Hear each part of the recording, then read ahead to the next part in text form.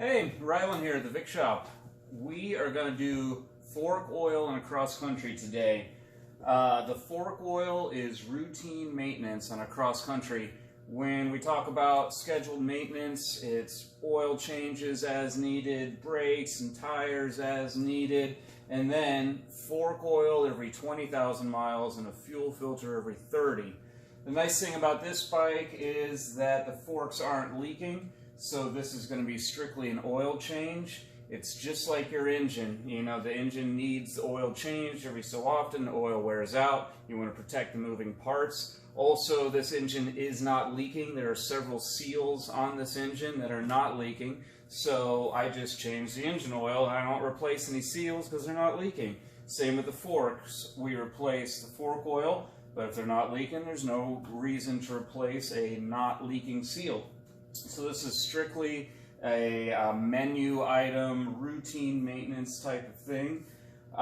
When this bike came out, it said in the service manual that you need a special spring compressor tool. And I said to myself, I don't need a special spring compressor tool. You know, I just do it with my hands, you know, like that's for wussies. And then I did one, or I attempted to do one without the spring compressor tool, and it's basically impossible. So you're going to need a spring compressor tool. This is a commonly available aftermarket tool. I'm going to have one for rent if you're a member of the Vic Shop forums. Otherwise, I think this was like $200 a piece, and maybe it's worth investing in. So once you have the tool and the knowledge that you need to use this tool and a quart of oil, I like Bel-Ray 10 weight, then we can dive in. The first thing I'm going to do, these forks aren't leaking, so I'm just going to pop the protective cover off, and then I've got like a 3M pad, and I'm just going to clean up all the crap from the portion of the fork leg that isn't going up inside. A bunch of debris and stuff will build up, and there might be little nicks in here. The long and short of it is that we're going to compress these two so they're bottomed out, and we don't want to ruin that seal, the non-leaking seal. We want to protect that and make sure that the whole tube is totally clean and free of nicks and burrs and dirt and everything else. And then we can disassemble it and swap out the oil. So what I'm going to do now is I'm going to clean up both of these sides, and then I'm just going to disassemble it. There's no reason for you to hang out and watch me loosen bolts and take this whole thing apart. But of course you're going to need a center stand to get this, your bike up in the air to do this. So get her up in the air, clean up the fork tubes, and then prepare to go put the forks in the compressor tool, and I'll show you how it's done.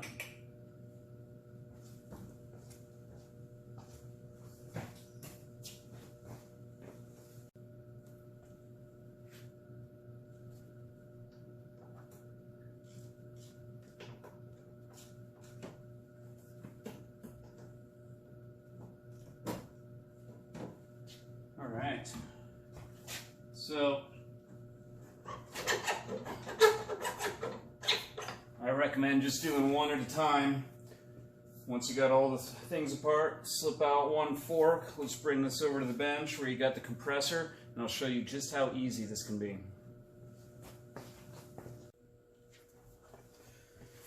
Okay, so here we are at the compressor tool. I got mine set up in a bench vise and made specifically for this, but you just clamp in the tool into your bench vise that's on the bench, and get a 22 mil for the cap on top of the fork.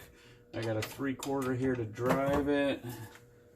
Drive the tool, that is, 14 millimeter wrench. I'll set the bottom and the clamp.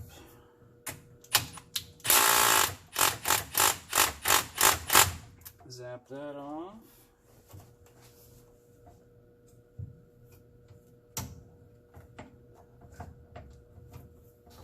And then we set the spring into its holder. And we'll compress the spring. Just It's enough so we can get to that nut underneath the cap here, which is what the 14 millimeter is for.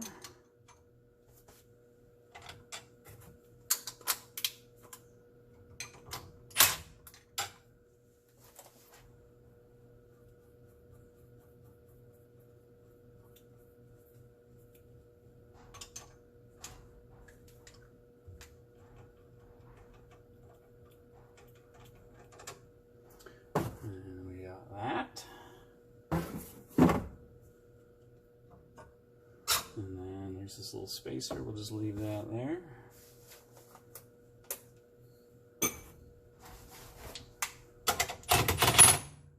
And we're taking the tension off.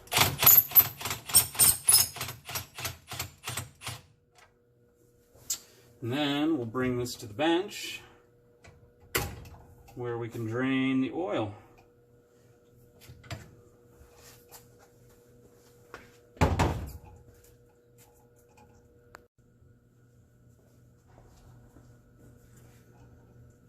Alright, let's just take the pieces out and dump the oil. Note the orientation. And you can see the sludge coming out of the bottom. And you'll go, huh, it's a good thing I changed this oil. So, usually I'll just let this drain out for a while. Find something else to work on for 5 minutes. Kind of work the dampener rod in and out. Let all the sludge from the bottom come out. Actually, I've got a little way to hang it here.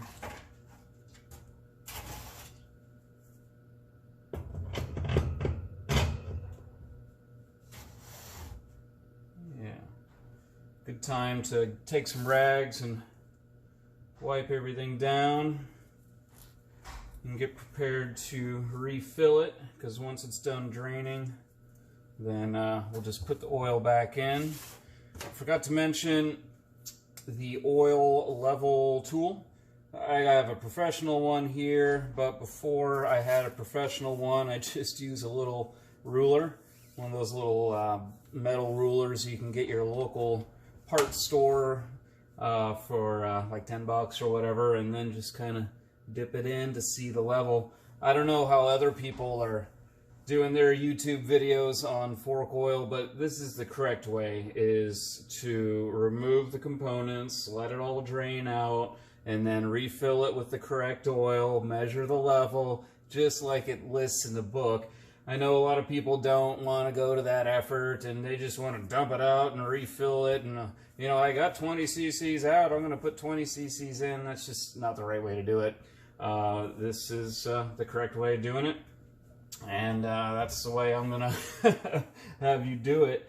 So this thing, shoot, it drained out pretty quick here, so I'm going to go right into refill.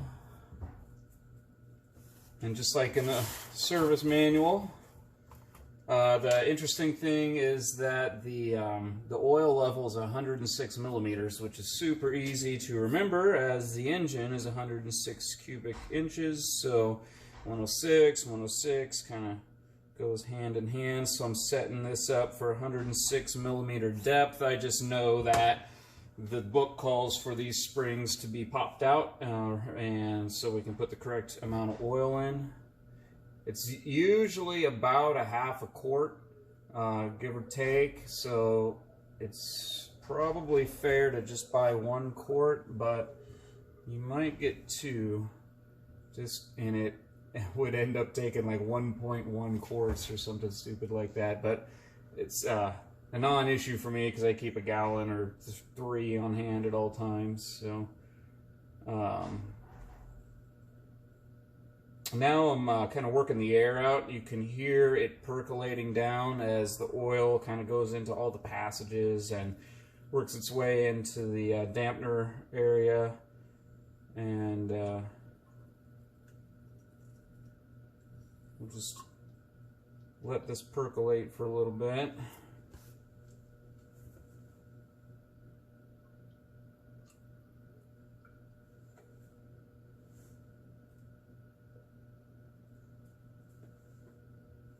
Okay, we're getting close. I'm going to leave this for a couple of minutes. I'm going to wipe down, clean up these springs, and then we'll measure the fork oil and put it back together.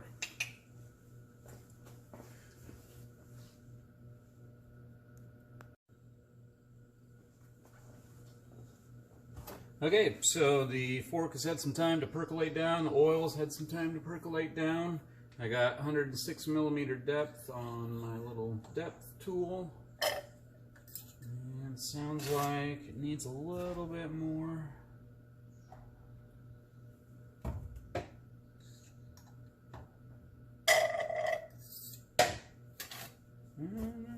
Not quite there.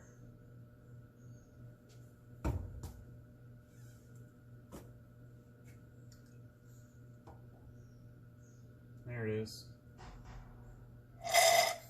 Alright.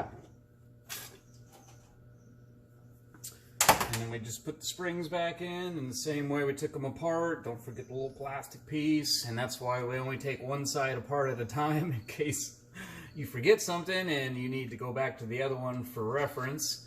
But you ought to have the manual at hand so there's no confusion. And then I'm just going to put it back together. Let me move back to the spring compressor and I'll show you the reassembly.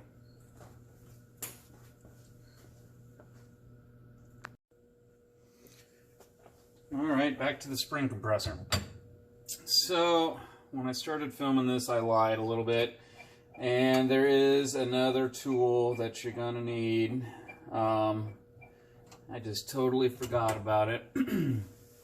And that is the dampener rod kind of holding tool, pulls it up. So here's what it is. It's just a nut welded on a rod. The nut is the same as the one we took off.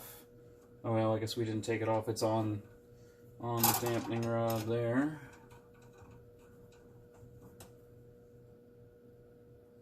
So pulls it up out like so. Where did my tool go? There it is.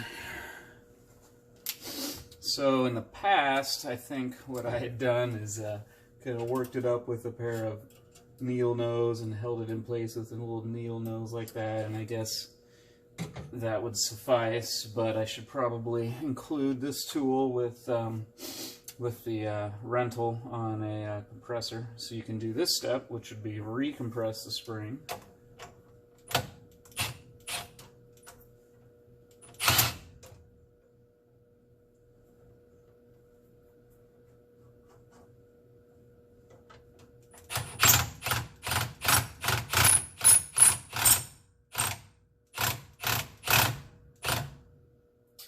And that was really all we needed that rod for, because now I got this kind of sitting on the lip there. And don't forget the spacer.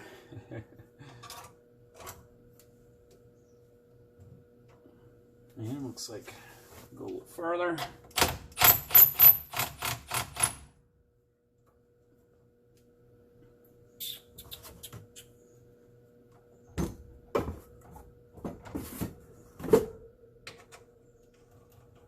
Put the cap on. I got my 14 here.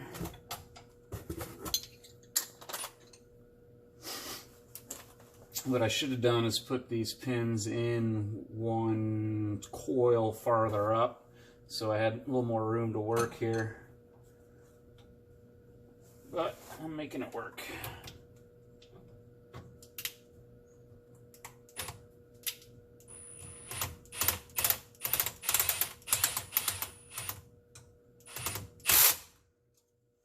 Alright, those two are tight.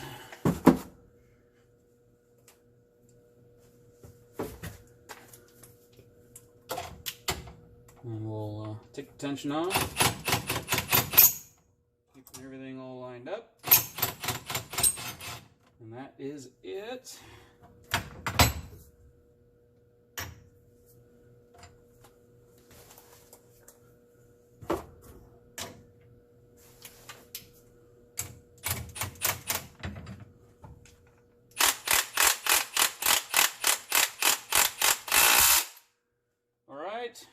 She's ready for reinstallation onto the bike.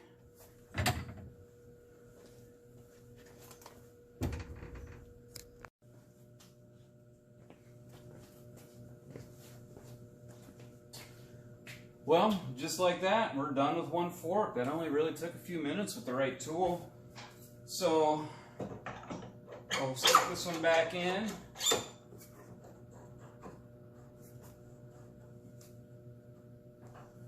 And get up the torque wrench and get up the manual. I have the free manual download on the Vic Shop website, so you'll know how deep into the hole or above the hole to put this. You'll know the torque specs for the pinch bolts. You'll know the way they want you to tighten it all up. It's all pretty easy, just loosening and tightening bolts from here on. So don't let your friends find out that you've got a spring compressor and all the right tools to do the job correctly, because then you'll be flooded with work and people wanting you to do this really simple job, and it just takes a couple special tools to do it right, and every 20,000, so that can be quite often for some folks. So good time to invest in the tool. But yeah, that's it. I'm going to do the other fork now and then put it back together, and it's good for another 20,000. Feel free to ask any questions if you got any come along the way. Otherwise, enjoy it. Happy wrenching.